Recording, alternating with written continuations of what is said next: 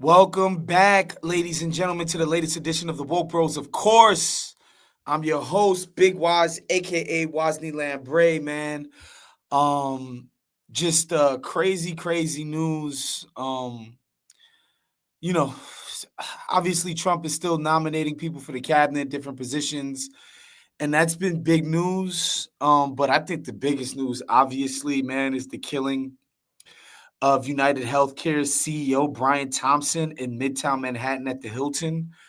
Obviously, this story, I have a lot of deep connections to it. One, as a New York City guy, that literal block on Midtown Manhattan, I'm pretty sure it's on 6th Avenue and 54th. My dad he's retired now, but he used to work on 53rd and 6th. So literally like a block away from this spot, right over by Rockefeller Center, not far from the Christmas tree, not far from Fifth Ave with all the lights and all of that and the tourists and the shop. Like this is a crazy busy area of Manhattan where this happened at. And yeah, dude just ran up on this guy and killed him. 6:45 in the morning, essentially broad daylight in public as this guy is walking out of his hotel into the Hilton Hotel.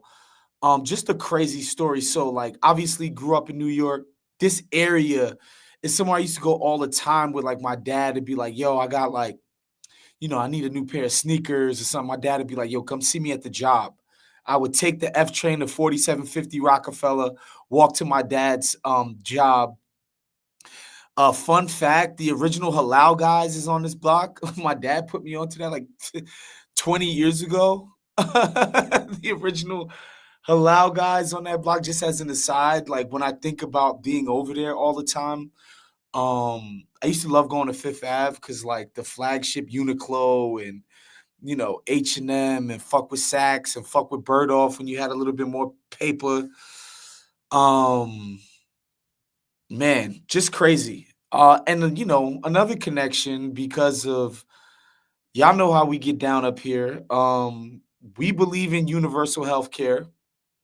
We think it's a travesty that the richest country in the history of the world is the only wealthy, modernized Western nation that does not offer health care free of charge, essentially, to its citizenry. And the insurance industry and the system as it exists today is a freaking mess. It's horrible. There's just no two ways to put it. Anybody who's ever had to interact with the system personally or had a loved one, an elder, um, go through trying to navigate the healthcare system in America, bro, it's a freaking nightmare. It's a universal experience in that it touches everybody. Everybody's dealt with the problems. Everybody has family who's dealt with the problems. Um, it's a unifying hardship, to be honest with you. And so while I'm not gonna get up here and wave my pom poms and and pretend that the revolution is starting or some stupid shit like that, because this dude, what's his name again? Brian Thompson. God, just the most generic CEO name ever. Brian Thompson got killed in what looks like a targeted killing because of the nature of his work.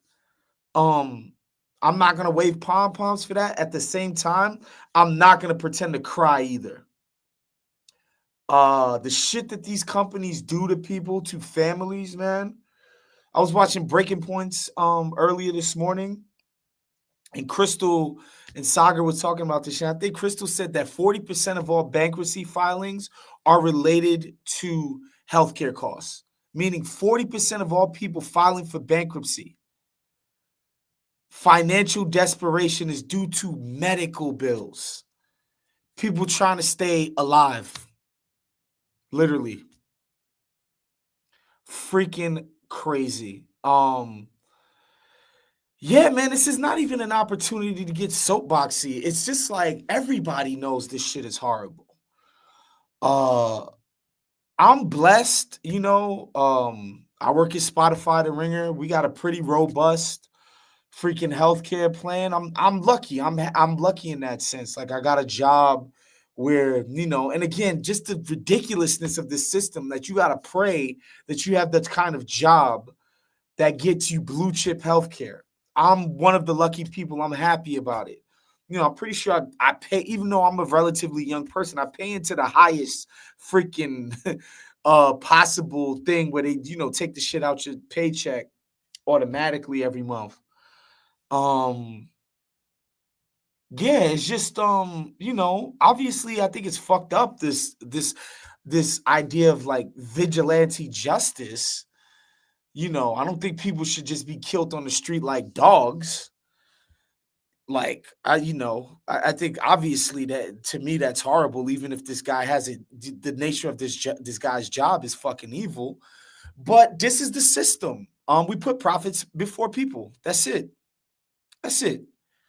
It's not enough that these guys make money off of people literally being healthy, so healthcare, which like whatever. It's not enough that they make money off of it. Like the pursuit of profit has to come before literally everything.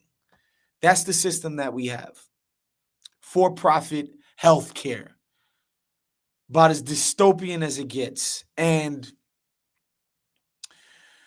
we're coming off of a presidential campaign where healthcare wasn't even on the ballot, y'all. Basically, Donald Trump definitely, he said he had some ideas. I remember that was in a news cycle for a little while where Donald Trump was like, yeah, I have some ideas, the concepts of a plan or some shit. Kamala Harris obviously just completely ran away from the concept of a Medicare for all or even something like a public option or single, like gone. Like, no, didn't run on it. Meanwhile, and if you see the reactions on social media, everybody hates this system. I think it is ugly how many people are essentially clapping and applauding what this vigilante criminal did. It's ugly. Like I said, I'm not gonna sit here and do that. Like, shouts to Anna Kasparian, friend of the podcast, one of my close homies. She put out a post on her Substack, Unaligned, and she was just like, "Look, man, we can't like this vigilante shit don't work. Like, what happens when these vigilantes start doing it for causes that you and I don't agree with? We got to be consistent across the board." And what it reminded me of, because definitely in a few of my group chats, there's a level of catharsis happening where you just feel like these medical insurance companies are getting their comeuppance in even a fraction of some semblance of a way. But it's something that I've said up here many a times. Me and Nando have said, catharsis isn't politics. I get it. That feeling of catharsis when you're just like, wow, this ghoulish, evil CEO gets killed for greed and corruption and just the callous nature of our healthcare system. Like, I understand the just visceral reaction, the feeling of justification, of vindication. I get that, but it's not politics. Like, yo, let's try to kill every CEO that, like, first of all, here's another thing. Like, this guy's gonna get killed. This guy got killed. United Health, the profit motive still remains central to what that business is about. It's bigger than one man. That's why we always talk about systems up here. It like one man is not why a system operates the way that it does. There's an entire infrastructure. There's laws in place that buttress the system. So, and this is by design so that the system can survive one corrupt CEO, one inept CEO, one CEO that might have a crisis of conscience and try to do something different. The system is built to be resilient and survive that. And so, yeah, like this idea of vigilante justice being the way, and some people might say this might be the match that sparks a change and jolts these people. Maybe. I have my doubts about that being the case, and maybe it is. But just the reaction online, and whether it's Twitter or the old fogies on Facebook, Blue Sky, you name it. There just seems to be a universal disdain for health insurance operators. And in a more just society, our leaders, who we've, empowered to govern, would go about fixing this system that is so inept and has left so many people feeling disillusioned, taken advantage of. They'd be attacking this problem and responding to the people, but that's not what we have. All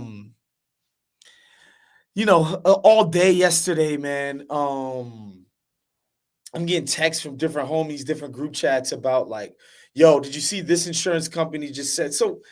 This shit was rolling around, man. These freaking companies, and I think United Health was one of them. Blue Cross Blue Shield might have been another one. Like they are arbitrarily coming up with a number of hours of anesthesia that they will cover during a surgical procedure, meaning you go into surgery for obviously something that is mandatory that you need in order to make sure you're living a healthy enough life for whatever this thing might be. You wake up, fam, and your health insurance is like, you were in surgery for 7 hours. We're covering 5 hours of that anesthesia. You're on the hook for the last 2 hours. Boom, 5 G's for a mandatory surgery, and you can't get surgery without anesthetics. This is the shit these people pull. This shit it's not only legal, it's like seen as trailblazing in the industry and other people adopting it. Other companies adopting it. And so yesterday, Blue Cross Blue Shield was like, yo, we're getting rid of that. We're going to pay for the anesthetics.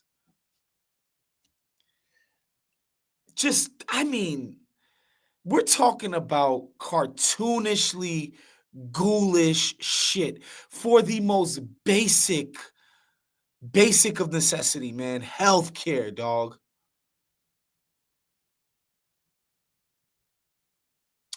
Jerv just chimed in. They had my mom on Ozempic, and she stopped because it was costing her $300 a month. And this is with insurance. Without insurance, it's $1K. Mind you, these are older folks. Ozempic, of course, I know it's like a joke now. Celebrities and, people in your life using it to just look good on their fucking Instagram, and different people using it as basically a weight loss pill. This shit is for diabetes, man. This shit hits home for me. My own mother passed away from complications from diabetes. Okay, this is life-altering, treatment we're talking about. $300. People on fixed income paying that a month. That shit ain't nothing to sneeze at. $300. That's $3,600 a year. Okay, damn near $4,000. Older people on this thing. This is what the insurance companies are on. And some fucking cat decided to take this shit into his own hands. Got radicalized, bruh.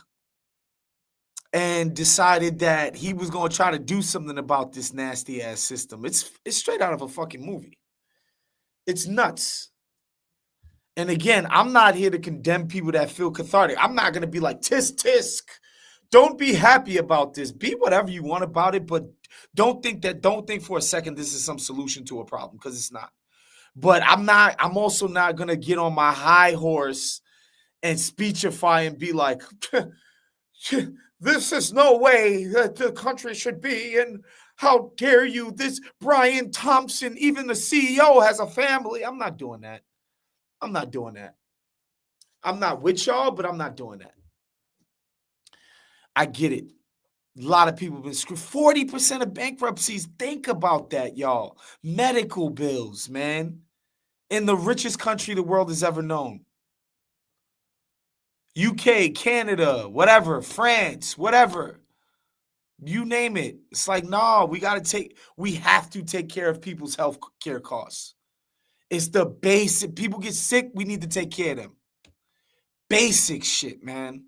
We're talking about basic needs. Jerv, I'm about to queue up New York Times on this. Lord have mercy.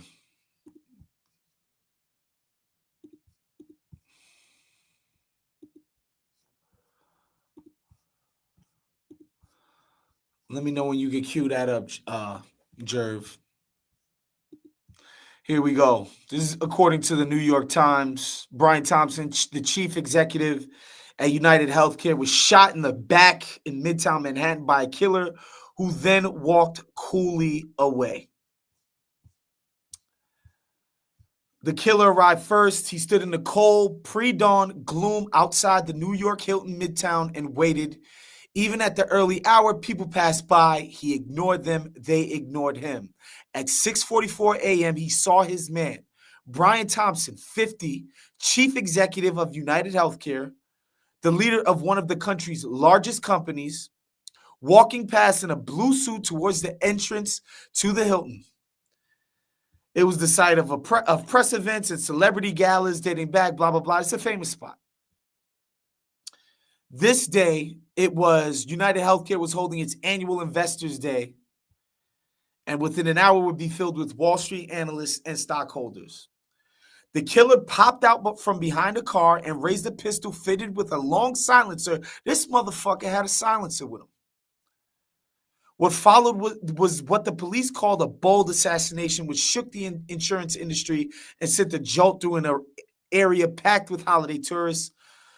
By nightfall, police had started looking for this dude. People think they found a cell phone that they think might be connected.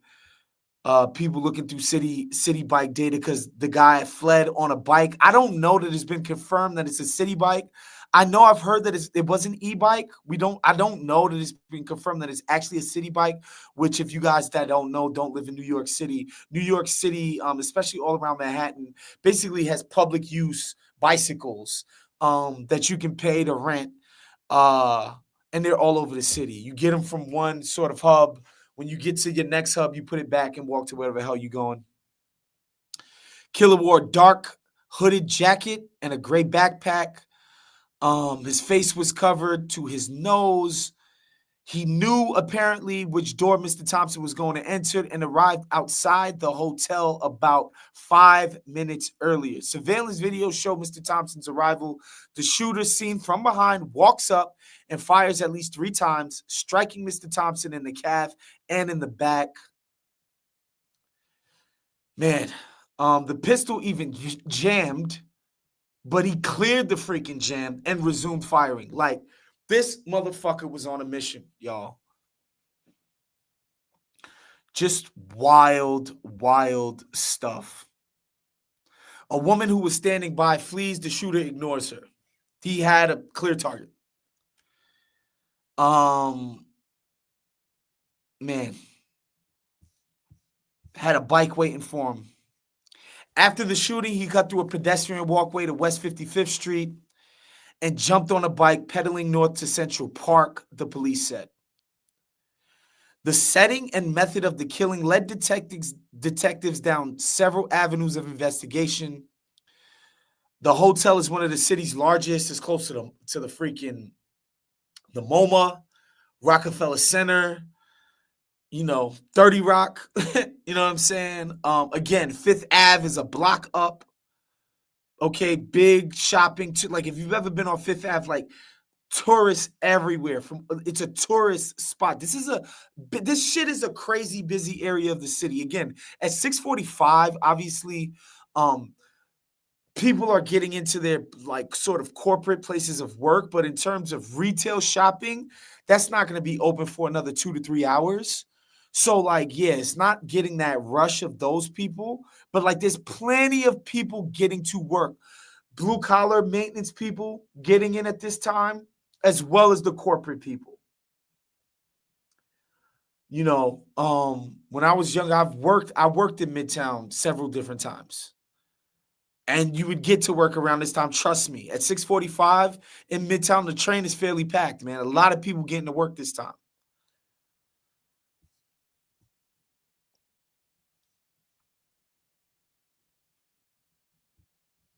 The police are also exploring Mr. Thompson's background for clues. He had recently received several threats, according to law enforcement officials familiar with the investigation, but their sources and precise nature were unclear. Chief executive officers of healthcare companies often receive threats because of the nature of their work. What is that nature, New York Times? Rapacious, predatory work? I love that. Fucking business-friendly ass New York Times, bruh. What is the nature of that work? They don't even elaborate on it. Like, why would people be mad at the CEOs of, like, people aren't mad at the CEO of, I don't know, like Lego, you know? Are people mad at the CEO of a freaking, you know, name your favorite bicycle company? I don't know. Do people issue death threats to those cats? What is it about CEOing a healthcare company? Health insurance company. I wonder what that is. Mr. Thompson was promoted to CEO of Minnesota-based UnitedHealthcare in April of 2021, heading one of United Health Group's larger units. He received a total compensation last year of 10.2 million smackaroos, a combination of 1 million base pay and cash and stock grants. In a statement, United Health Group said the company was, quote, deeply saddened and shocked by Mr. Thompson's death. Quote, our hearts go out to Brian's family and all who were close to him, end quote. Thompson managed a division that offers insurance to employers and individuals. Under his tenure, United Healthcare and his parent company have enjoyed profitable growth, but have also been the subject of investigations into denials of authorization for healthcare procedures. So apparently these people deny healthcare claims. I read somewhere it was like mid-30s%. They lead the industry in claim denials. I wonder why people are pissed. Lead the industry in claim denials.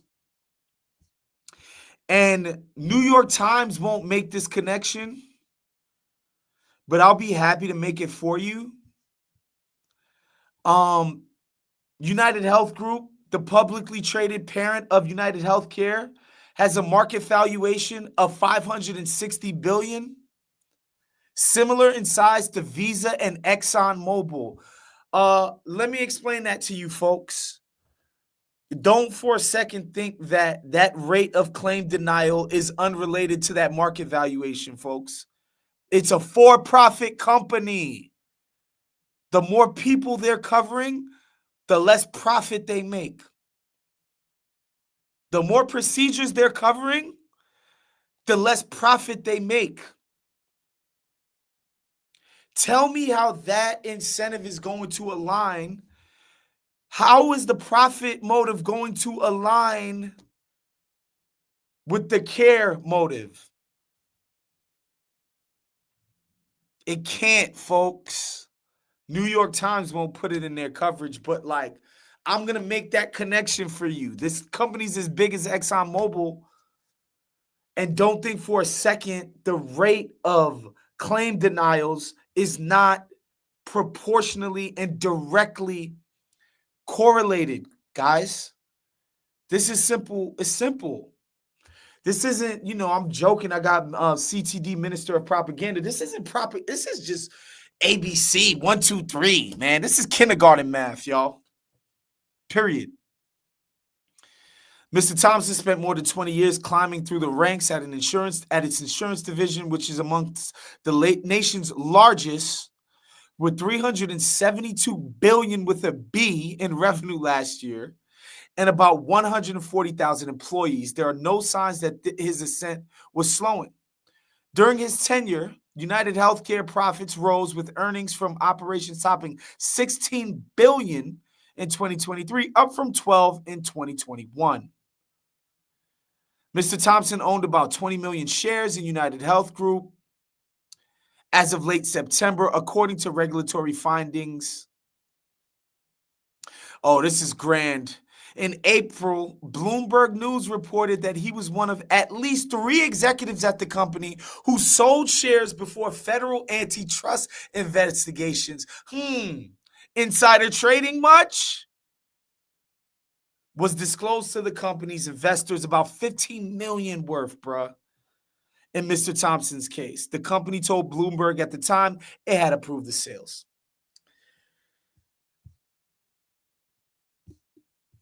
I mean, you can't make this shit up. We could drop this, Jerv.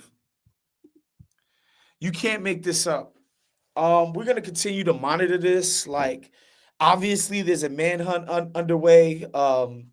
You know, article above this, the Times is just like a bunch of CEOs everywhere are panicking, worried about their safety. And like I said, I think that's a bit overdone, overblown. I think this guy, whoever he is, had a specific issue with this specific guy or maybe this specific industry.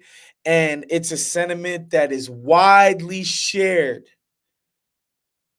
by most of the people who have to come in contact with the healthcare system.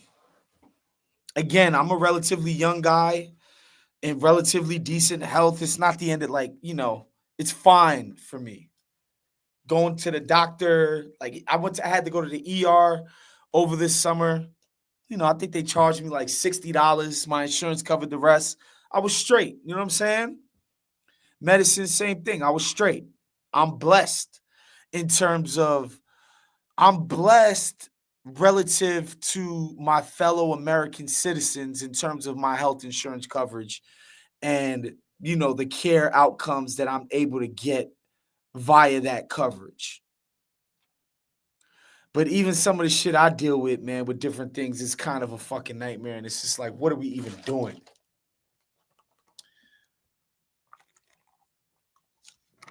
So, yeah, I think this is the biggest story in our country. It's not just there's the sort of law and order aspect of it. CEO gets gunned down outside of a hotel. Allegedly, there was like an encryption on the bullets that have to do with some book about the rapacious nature of the healthcare industry.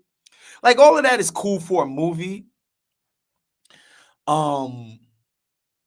The intrigue, the manhunt, like I'm sure FBI, Homeland Security, all these people are like putting their heads together to try to find this cat, which is just nuts that they don't have a fucking clue who this dude is right now. It's not, again, like, this is New York City, y'all. Like, I promise you, the second you get out of this fucking train in Midtown Manhattan, you are on camera somewhere. Whether that be NYPD, whether that be, NYPD's terrorism division, whether that be the private cameras of the different businesses and buildings and all of that shit, bro, there are cameras everywhere. The idea that these people have no idea who this is, they have no leads, is nuts. So I get it. That intrigue about the manhunt and the police investigation, come on, I'm a sucker for all of that stuff too. But why I think this is a major, major, major story, because it shines a light on our fellow countrymen's dissatisfaction with the status quo of healthcare in this country and the utter disinterest of the powers that be to solve these problems. That's why, to me, this is one of the biggest stories that could possibly fucking happen. Just crazy, crazy, crazy stuff, folks. Anyway, that's our show for today. We will definitely see you guys next week. for another edition. Missed yesterday. Usually we do these on Thursdays. The live on Thursdays drop on Friday. Missed yesterday because just extra busy around here with holiday stuff and different, professional obligations. But yeah, we'll be back next week with another edition. Coming to you guys with a rebrand of sorts in the new year. So we'll be talking about that at some point soon. I know you guys noticed a couple of changes in the show or whatever, but yeah, we'll be back next week. We will talk to you guys next time. Shouts to my man, producer Jean Gervais, always keeping the trains running on time on the 1s and 3s. We will see you guys next week. Peace.